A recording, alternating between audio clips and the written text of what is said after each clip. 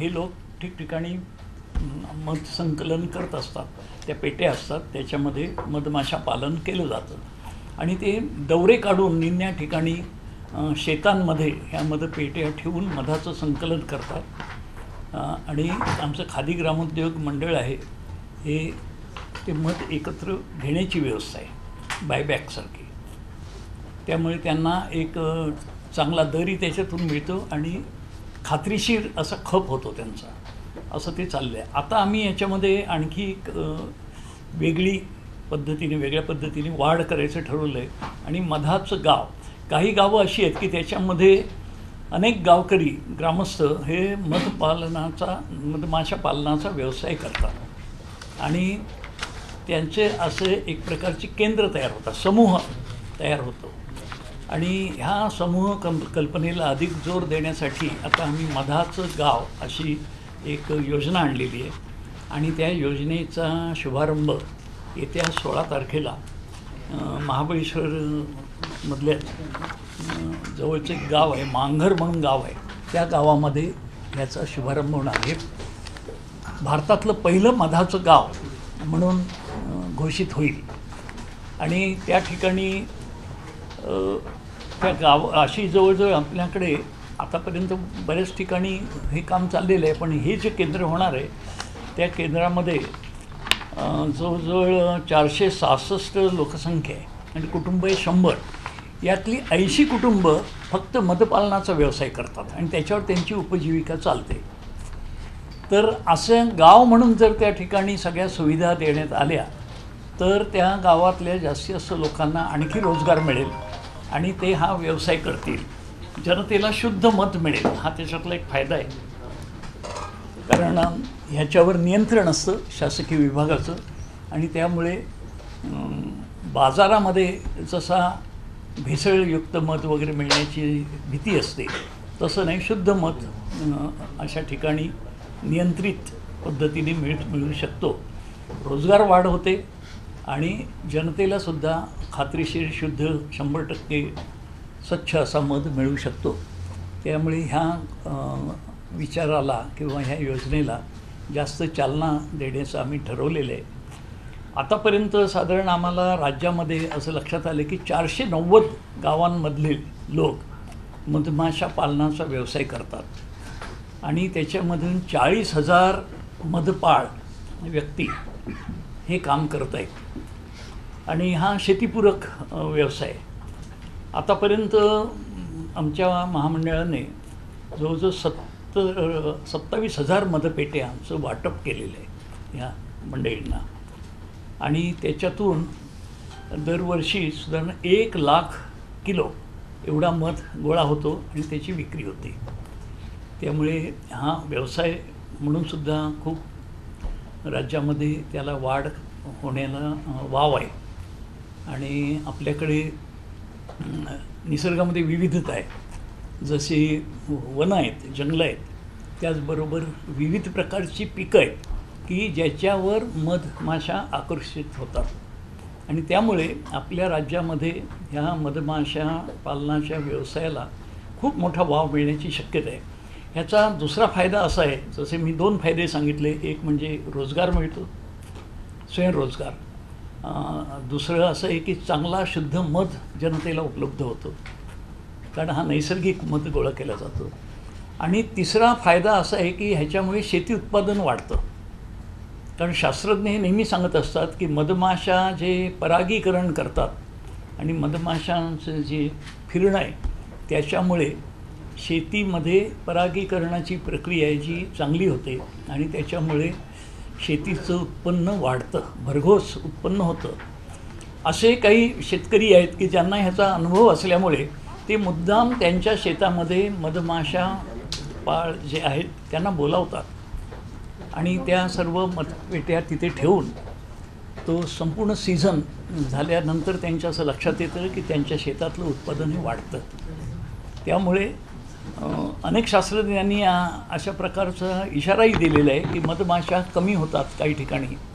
ते ह्या जर कमी होत गेल्या तर त्या भागातली शेती कमी होईल, शेतीचं उत्पादन कमी होईल आणि माणसांना अन्नधान्याचा तुटवडा भासू लागेल त्यामुळे मधमाशांकडे दुर्लक्ष होता कामा नये.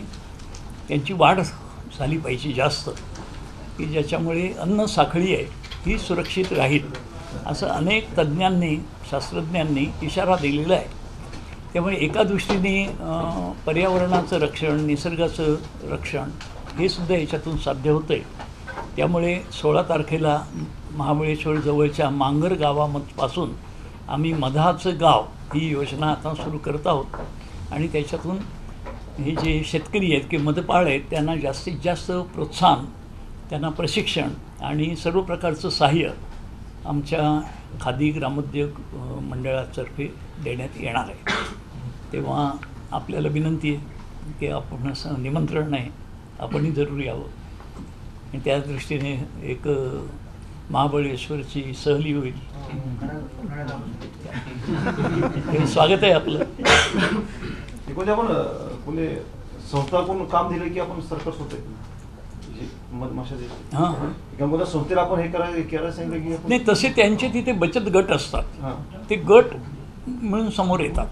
त्यामुळे अशा गटांना बोलणं करून त्यांच्याशी त्यांना हे करणं हे आम्हाला सोपं जातं त्याच्यामध्ये. पण काही गावं कशी आहेत त्याचे समूह तयार झाले, क्लस्टर तयार झालेले आहेत.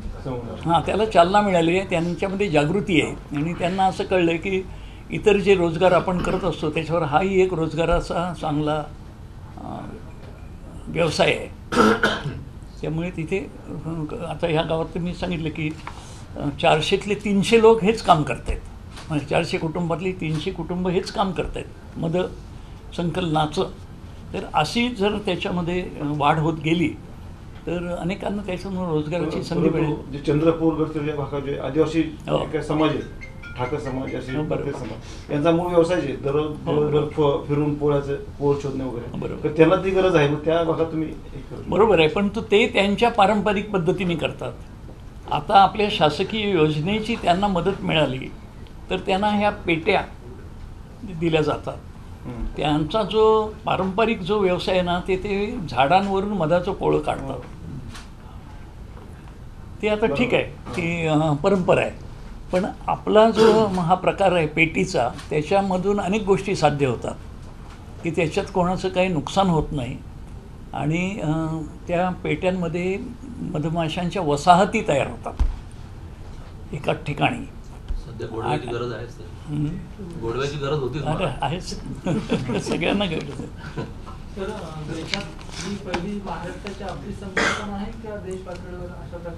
ही मधाचं गाव तयार करण्याची ही कल्पना ही आपल्या राज्यात प्रथम होते आणि महाराष्ट्राचं अनुकरण नंतर इतर राज्य करतात, ते करतील.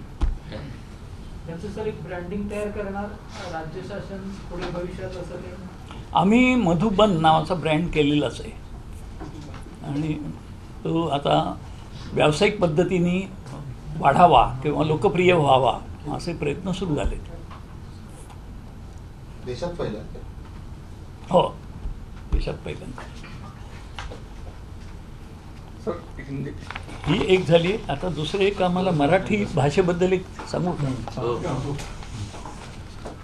आपण अलीकडे मराठी भाषेच्या संवर्धनासाठी 3 कायदे मंजूर केले गेल्या वर्ष 1.5 वर्षामध्ये. एक म्हणजे मराठी नावांच्या पाट्या दुकानावर असल्या पाहिजेत, त्याचा GR सुद्धा निघाला आणि त्याप्रमाणे आता सगळ्या महापालिका नगरपालिका यांना ते काम देण्यात आलेलं आहे, जबाबदारी दिलेली आहे की त्यांनी त्यांच्या भागातल्या सगळ्या दुकानांच्या कार्यालयांच्या पाट्या ह्या प्रामुख्याने मराठीत असल्या पाहिजेत. त्याचं नियम स्पष्ट आहे. पूर्वी त्याच्या संदिग्धता होती, आता स्पष्टता आहे की पाटीचा जो पूर्ण आकार असेल त्यातला पहिला अर्धा भाग हा मराठीसाठीच राखून ठेवला पाहिजे आणि ठळकपणानं ते लिहिलं गेलं पाहिजे.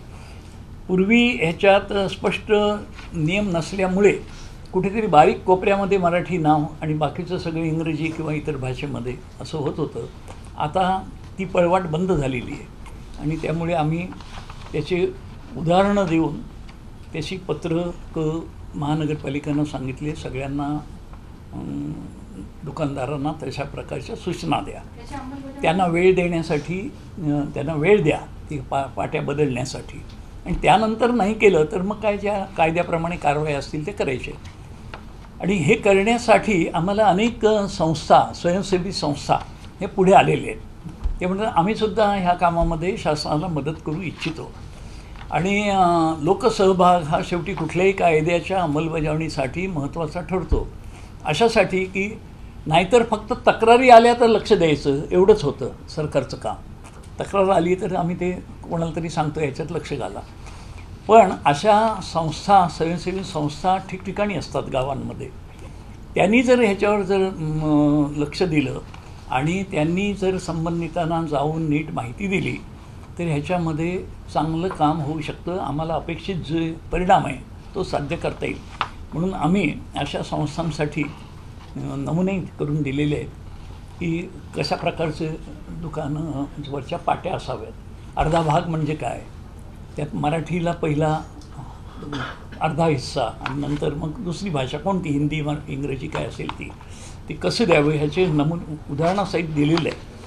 कालच माझ्याकडे मराठमोळं मुलुंड नावाचं एक मंडळ आहे, संस्था आहे मुलुंडची, आणि त्यांची सगळी कार्यकारी मंडळ आलं होतं. त्याच्यामध्ये शरद खातू हे माजी आमदारसुद्धा होते.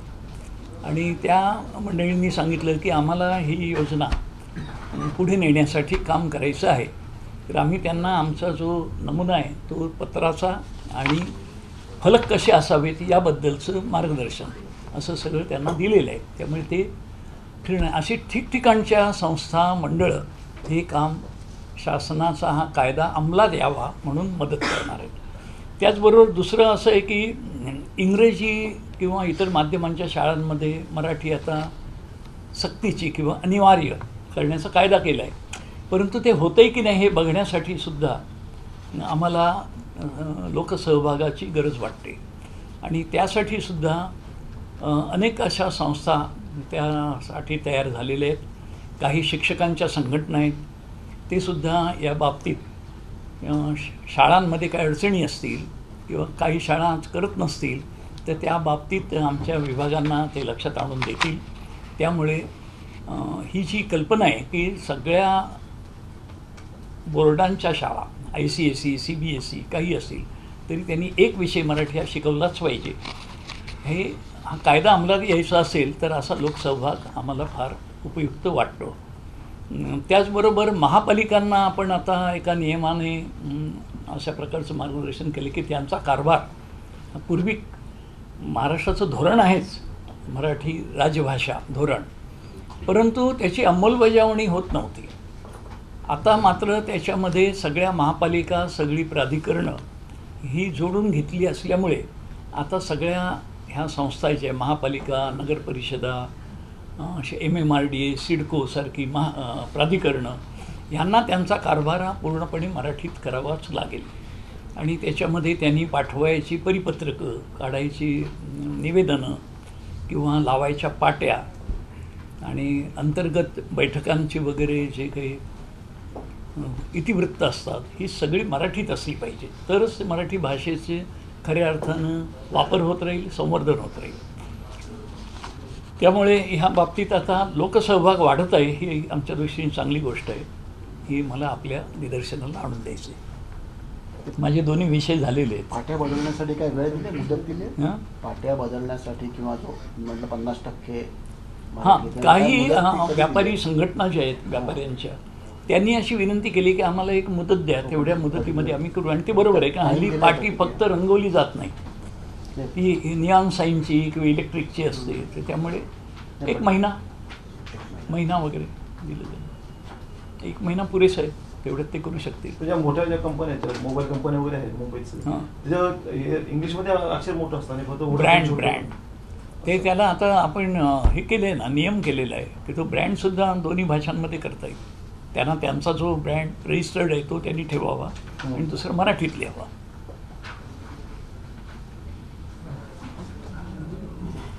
ठीक आहे, धन्यवाद.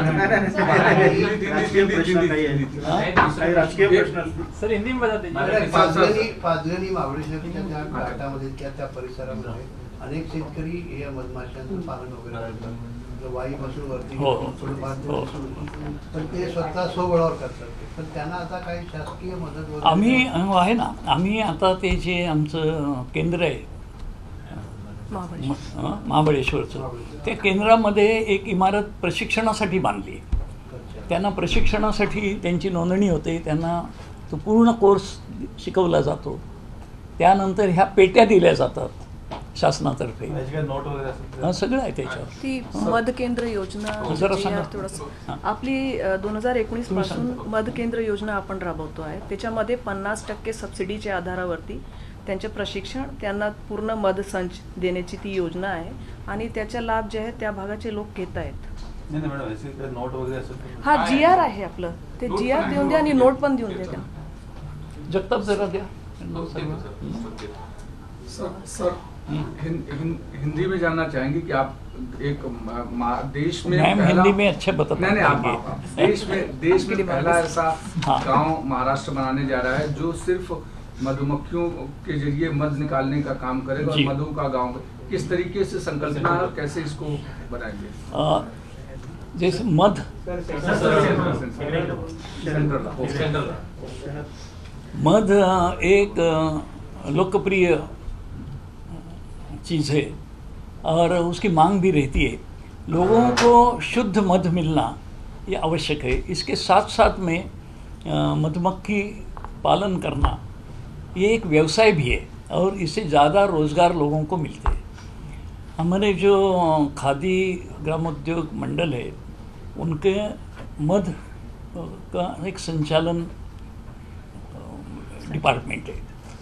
इनके तहत महाबलेश्वर में एक मध केंद्र चलाया जाता है. उसमें प्रशिक्षण की व्यवस्था है और जो कोई ये व्यवसाय करते हैं उनको मदद भी दी जाती है, सब्सिडी भी है, उसका जो साहित्य है वो दिया जाता है. अब हम एक नई योजना लेकर के आए हैं कि जिसका नाम है मध का गांव, मधाचं गांव. तो ये मध का गांव यानी कि एक उस गांव के ज़्यादा में ज़्यादा संख्या में लोग ये मधुमक्खी पालन का व्यवसाय करें. उससे उनकी जो इनकम है वो बढ़ेगी, उनके लिए एक रोज़गार का साधन मिलेगा. साथ साथ में जनता को शुद्ध मध उपलब्ध होगा. और जहाँ जहाँ वो ये काम करेंगे वहाँ की जो खेती है उसमें सुधार आ जाता. क्यों? मधुमक्खी जो है वो खेती के लिए बड़ा उपयुक्त काम करती है और तीनों तरफ से ये जो व्यवसाय है वो लाभदायक हो जाएगा. तो हमारे ये पहला गांव मैं मानता हूँ कि पूरे देश में मध का गांव ये पहली बार ये इसका आयोजन हो रहा है. और महाबलेश्वर में मांगर नाम का जो गांव है महाबलेश्वर के पास में, वहाँ से इस 16 तारीख को इसकी शुरुआत हो जाएगी और बहुत सारे गांवों को हम इसमें जोड़ ले लेंगे.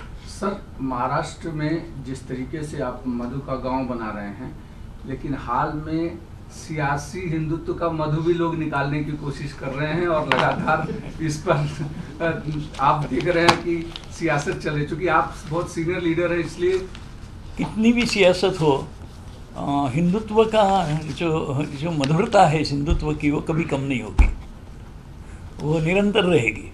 तो कोई कितना भी प्रयास करे वो तो रहने वाली है.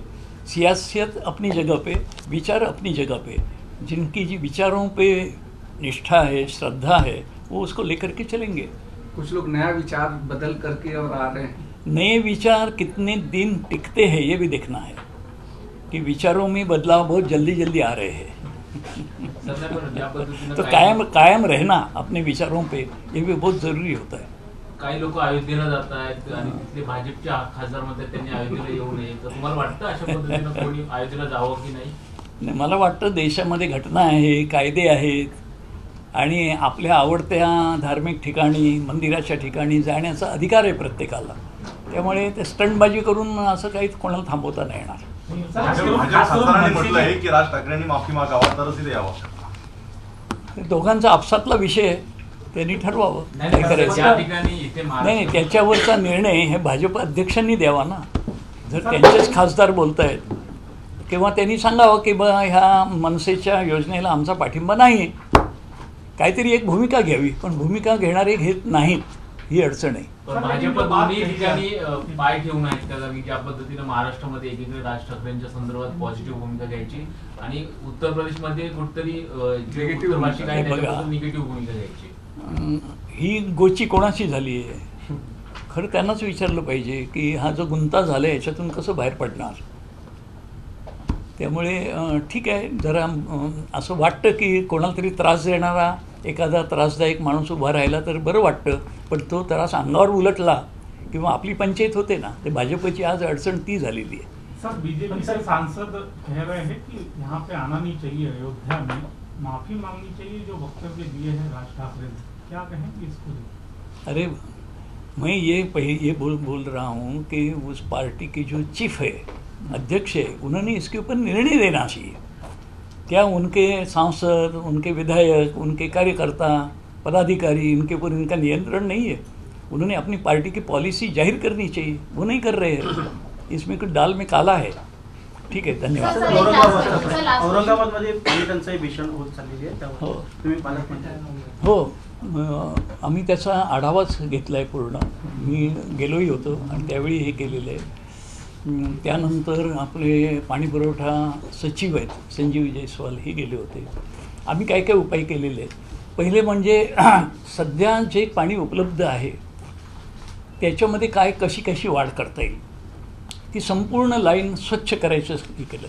त्याच्यामध्ये असं पाणबुडे उतरवले. जॅकवेल जिथे आहे, जायकवाडी धरणात, त्याच्यातून बराच त्या तोंडावरचा गाळ काढला. एक तर हंडा सापडला, तो अडकला होता, ते काढला. म्हणजे हा एक उपाय आहे पाण्याची पुरवठा जरा वाढण्याचं.